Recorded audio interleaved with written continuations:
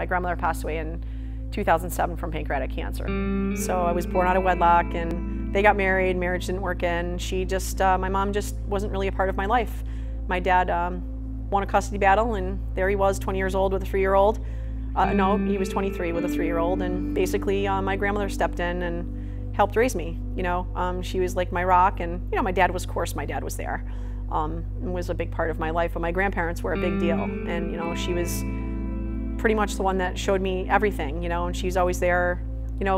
My dad, remarried eventually, and had, I have my brother and sister that are 5 and 6 years older than me.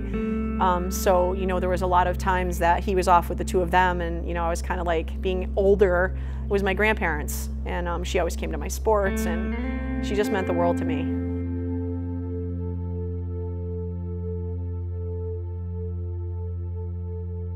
It was really, obviously shocking. It was kind of like, it was in the summer of 2007.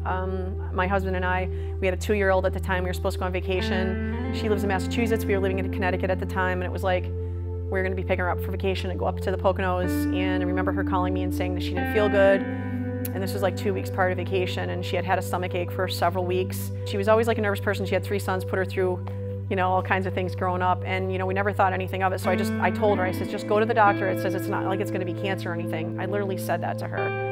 And she called me, I remember she called me in June and told me that they did a CAT scan on her and they found that she had pancreatic cancer. And I honestly, I don't know, I kind of feel like the bottom fell out from underneath me.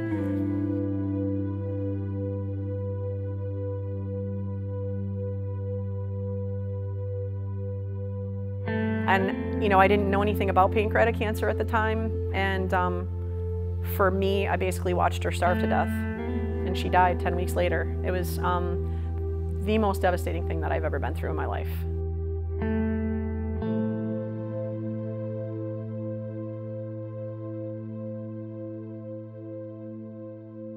I basically ended up coming across this push-pull project thing, and kind of didn't really know what it was. Actually, Tammy, is the box owner, is the one that came across it. She had kind of set it aside, and I kind of accidentally came across it. She didn't know, put 2 and 2 together, and she had meant to put it up on the board. And I was kind of sifting through, and I saw push-pull, and I saw Project Purple, and I saw pancreatic cancer, and right away it was like my eyes just like widened, because I had never seen any kind of fundraising for pancreatic cancer. You don't see it. It's like you get it and then you're gone. You get it and then you're gone. And with the strides that we've made with other cancers and things like that, whatever, I believe that we can make a huge dent in it. It's awesome because I felt helpless. I felt like my hands were tied behind my back and I couldn't do anything for her.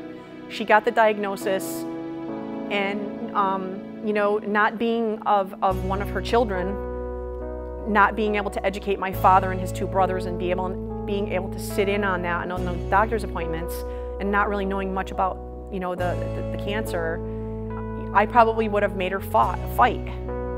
I think I think out of fear of that, you hear chemotherapy and you think I'm going to get sick, and so she chose quality of life over quantity of life.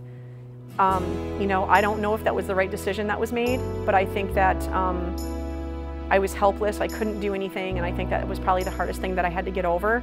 So for me, if you can raise awareness, and I do believe that money is important or whatever, but I think just talking about it and getting it out there, and you just have to keep gnawing away at it. You have to be relentless about it, and like until that one person hears about it, you know what I mean? And then it's like, even if it helps one person, I've had people ask me questions about it, and I myself need to educate myself a little bit more on it, but I learned a ton of stuff. I learned how to put on a fundraising event. Like, I was scared. I was nervous. I'm like, I'm like, not about like coaching CrossFit or, but it was like the shirt order, and like, I'm a perfectionist and I'm hard on myself, and it was a really great learning experience. But for me or whatever, I kind of felt like I finally did something, or I'm finally doing something, if you will.